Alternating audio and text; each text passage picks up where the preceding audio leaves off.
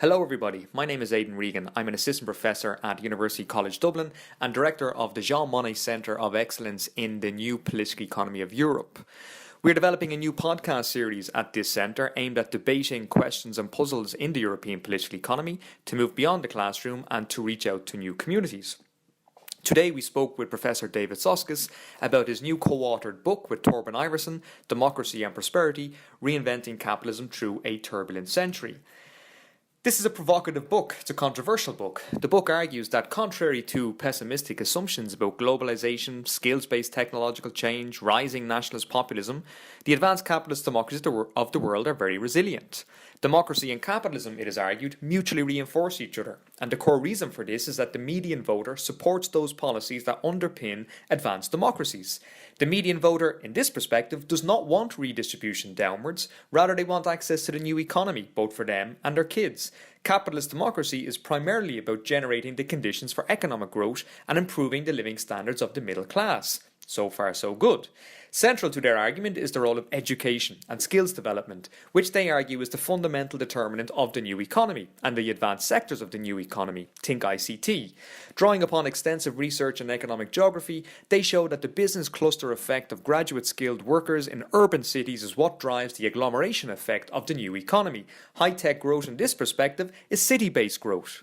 The public policies that are necessary to support economic growth in the advanced sectors of the economy require a strong nation state. In this regard, the book disagrees with Thomas Piketty and Wolfgang Streeck, whom they refer to, rather strangely, as Marxists, on the governing capacities of the state in a world of free-flowing capital. For them, high-tech business and state elites are in coalition, and the coalition is aimed at generating economic and employment growth for the middle class. The book argues that a growing divergence is opening up between those with higher education and those without, and the geographic segregation between urban and rural centres of growth is what drives nationalist populism. However, and somewhat controversially, they do not see the rise of nationalist populism as an existential threat to the advanced capitalist democracies. For them, nationalist populism or nativism is rooted in the dynamics of economic and material change, but is not about redistribution, and it's not about tackling inequality. The old middle and new working classes have grievances, but the new middle class, that is, the expansion of graduate students every year, in this perspective, want access to the new economy, and they want access to the advanced sectors of the economy. Therefore, they want access to higher education, better research, ICT, finance, legal, and they'll vote for it. Hence, in this perspective, and in this book, the argument is that the new middle classes will vote for public policies that complement the underlying logical structure of capitalist democracy and will not vote for democratic socialism. I disagree with a lot of this book. It largely assumes that the new economy is capable of generating enough high-skill, high-income jobs to underpin the expansion of the middle class that is so central to their argument. It does not mention wealth or housing inequality, financialisation, the massive educational skills gap that's opening up, the brave new world of central banking, corporate and wealth concentration, and it is very optimistic about the steering capacities of the nation state. However, it is an interesting perspective, so let's go speak with David. Well, thank you, David, for coming along to the UCD School of Politics and having this fantastic conversation with us, and for discussing your new book, Democracy and Prosperity. As I read the book, the core thesis is ultimately capitalist democracies are resilient because they generate a constituency of middle-class voters who have a vested interest in the advanced sectors of the economy and will ultimately vote for policies that support that. And in that sense, there's a kind of symbiosis between democracy and capitalism, and in particular in the advanced sectors, because of the cluster effect that generates in urban cities. And of course, you talk a lot about national populism, and populism is a threat, but it does not existentially threaten actually existing capitalism as we understand it today. Is that a fair statement about your book? And if so, why are they so resilient? Why are advanced capitalist democracies so resilient?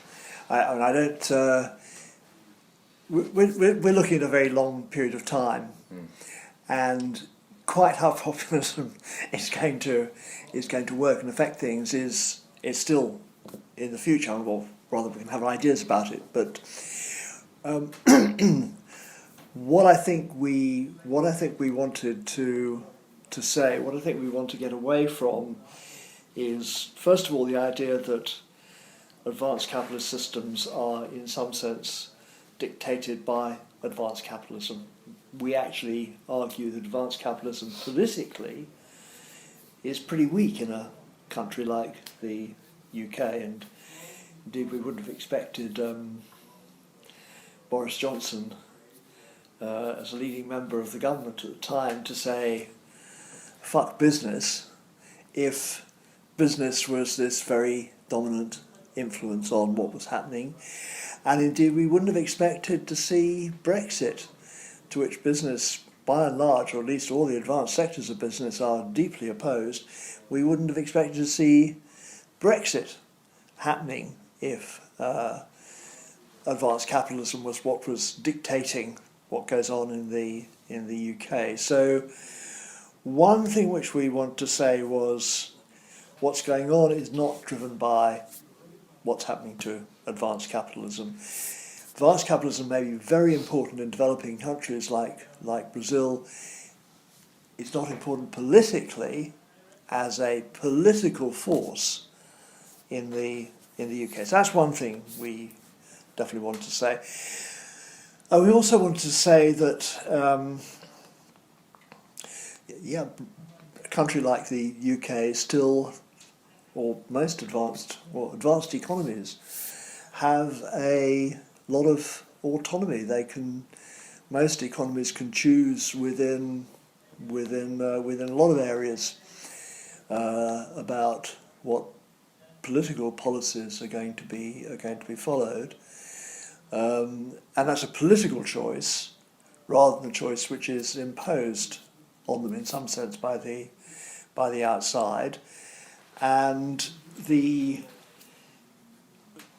underlying question which we were interested in, which is this pretty extraordinary fact that the advanced capitalist democracies of the period just after the end of the First World War, which basically the countries which had industrialised in the 19th century and the early 20th century and had become democracies by 1920 or so, all these countries are still advanced capitalist democracies 100 years later. Of course, they'd gone through the 1935-45 period, but if you go up to the present and you look at these countries, they're still advanced capitalist democracies, with the exception of Czechoslovakia, as it happens. So we were taking this as a really pretty interesting question, which actually people haven't really sort of thought about people haven't really taken this to be a question to explain. Indeed, most of the powerful theorists of advanced capitalism have been set to explain the opposite, namely why the whole thing is breaking up, or is likely to break up. So those were the longer term things which we wanted to explain, and our view has been that you need to have strong governments, but those governments will do the right things so long as they have a democratic mandate to do so, or as long as they're pushed democratically to do so.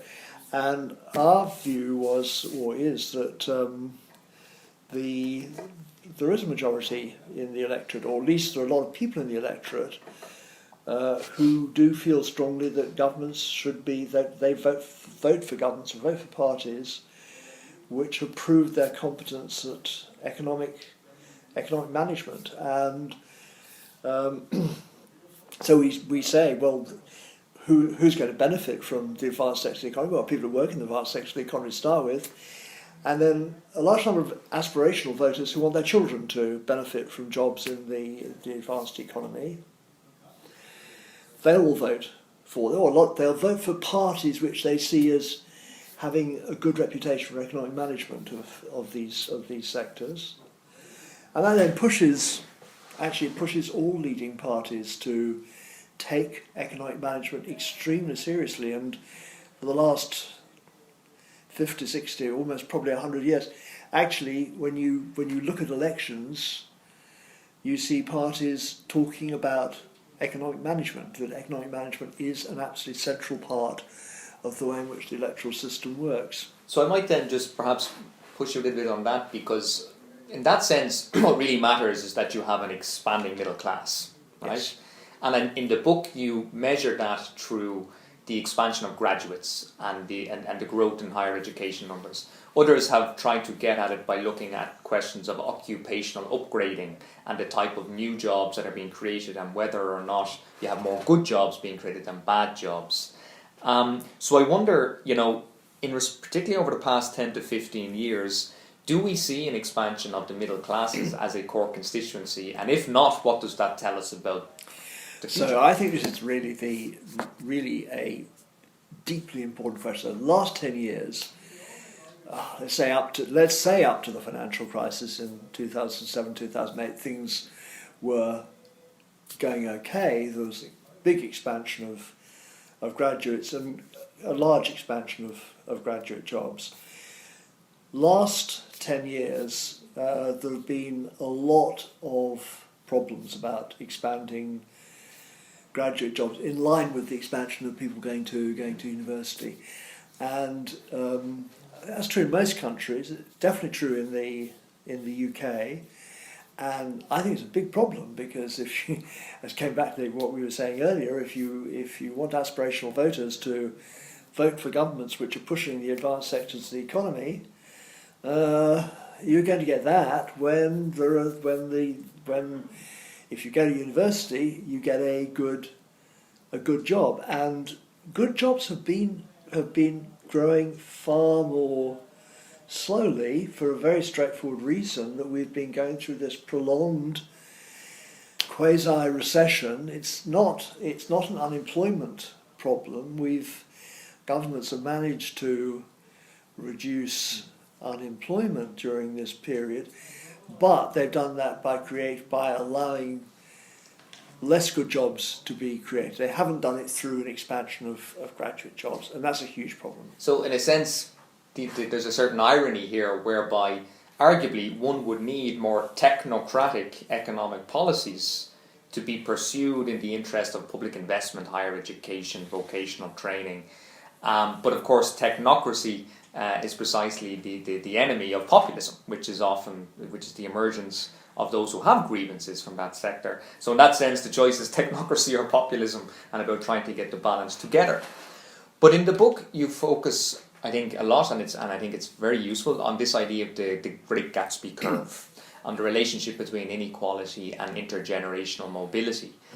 And that data would suggest that those countries that are more equal have more levels of social mobility, and conversely, the more unequal society, the lower the level of social mobility.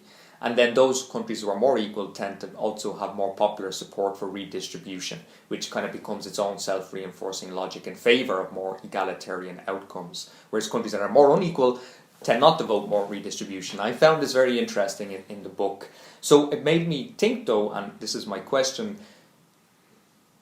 does one require social democracy to make possible the conditions for advanced capitalism? Well, it's a great question. I mean, I hope the answer is not is not completely. I think we need. So I think if you take the UK, it's got a relatively high level of inequality. We have to think far more carefully and seriously, and maybe technocratically about how do we actually engineer this? How do we pull apart the Gatsby curve? How do we say, yeah, it's true if income distribution is unequal, kids aren't going to go to there won't be enough school places really capable of getting kids into university if they go there, so you don't get kids going to university, and you have a lower rate of social mobility and so on. So how do we deal with? Can we deal with that more directly? And I do think that if we start off with inequality, we have to work out a way. Both are coming to terms with the education thing. How do we actually get better education and get kids who've come from less advantaged backgrounds into schools which can prepare them to go to university and to get into university courses. But then we have to work out a way, how do we make sure they get good jobs when they come out of university? And this is where I think actually that we need to think more in what one might think of as social democratic terms. A very simple view would be to say, well, look, we are massively behind on the number of doctors we train at the moment. We ludicrously get doctors who've been trained by poor countries which have devoted a lot of resources to training these doctors, and then we have to train them ourselves. Ludicrous. So the first thing, if one was looking at this from a longer term perspective, one might say is, what are the major sectors of the economy which are going to need more educated manpower to supply with jobs? And one of those sectors is the health sector. There are actually two major sectors, health and education. Those are the two major sectors where, if you look forward in other countries, you see these are the two sectors advanced countries are focusing on. We should absolutely be saying that. And we should be pretty straightforward that if we're to do this, we need to have graduate jobs for doctors and nurses. And my own view is that should be extended to carers, because actually the caring professions are going to become increasingly important as the population gets older. And I think those have been very undervalued jobs where people haven't been given enough training. And so I would like to see us, and this is a sort of social democratic approach to it, I'd like to see us say, okay, well, we need to spend a lot more money on training doctors, nurses, teachers, carers. And we would do that in line with increasing the throughput of young people through universities in ways which would mean that they would move at the end of this not into second-rate jobs or the gig economy, but into genuine graduate jobs. That would be my way of going around it. The other dimension to the book, which is fascinating, is bringing in very detailed research on economic geography to political economy. And the book argues that increasingly what we observe is the advanced sectors of the economy concentrated in cities and the urbanisation that comes with that, which means that there is a growing segregation between rural and urban, and then the economic geography of jobs and growth between different city regions. You might tell us a little bit about the importance of that city effect, the cluster effect, and what makes that possible.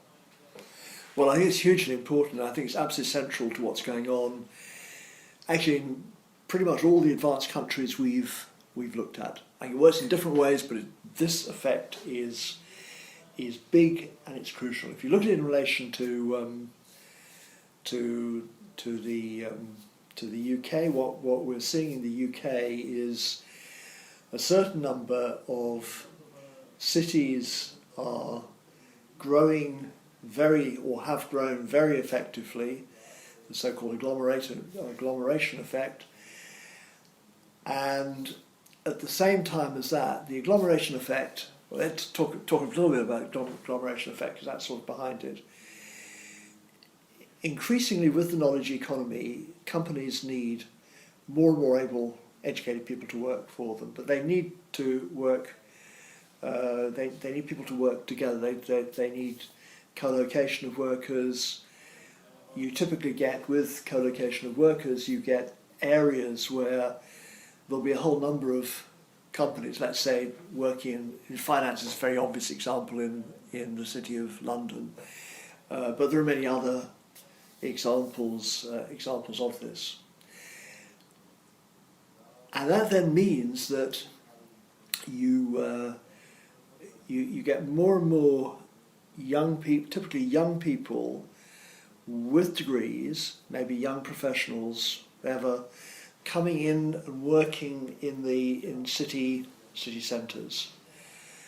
And that then pushes up house prices in city centres. It means that people who are renting but don't have high incomes are being pushed out of city centres. So you're getting a replacement effect in these growing cities where on the one hand you have this beneficial effect of young, well-educated people coming and living in city centres, but this bad effect, this centrifugal effect of less well-educated people typically being pushed out and living outside, not necessarily in rural areas, but in smaller towns, smaller cities, smaller towns, and this then becomes a real segregation effect, which is a very, very dangerous effect for society, where in the big cities you have people who are graduates and well educated, who are earning good incomes, and who typically have a whole different culture and approach to life as people living outside in smaller cities and smaller towns. Now that has got to be a very, very dangerous recipe for a society. I mean, putting the simple way of saying we're in this extraordinary situation at the moment where half of young people go to university and half don't.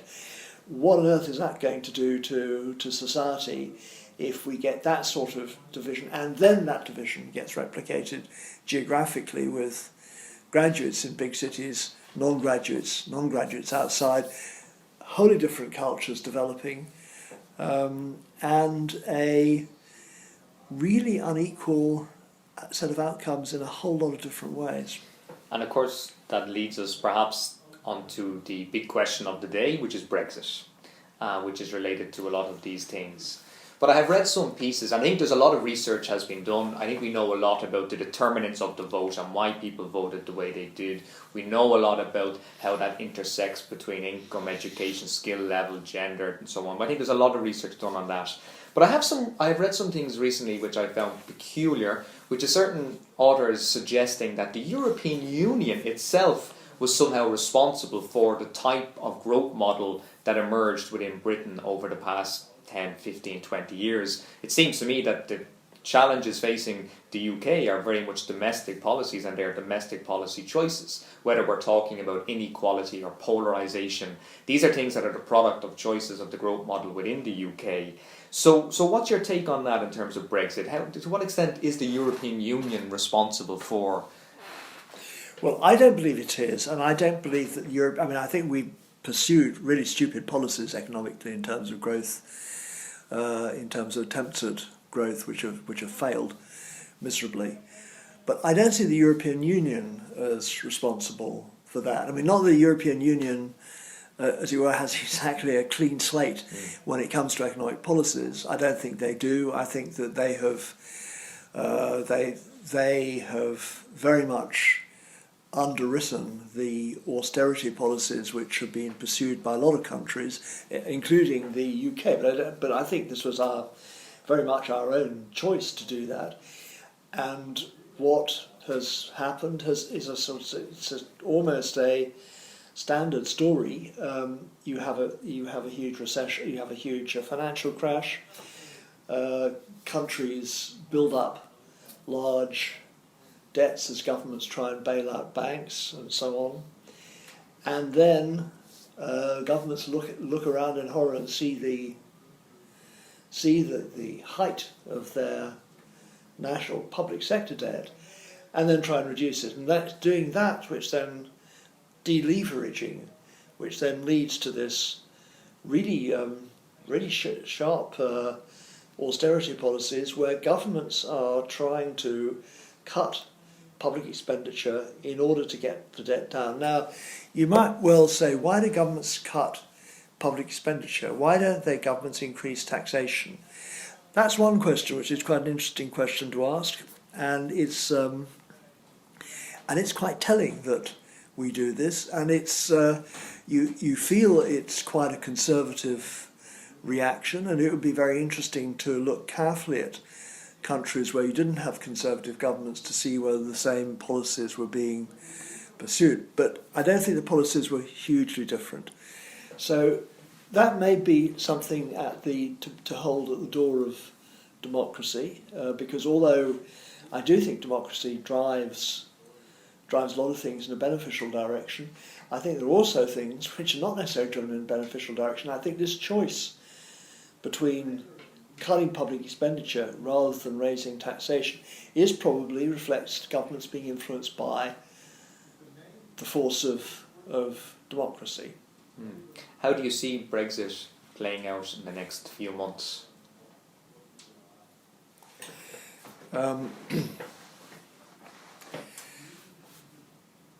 I think it's unlikely that there will be a no deal, simply because there is, I think, a clear parliamentary majority against it.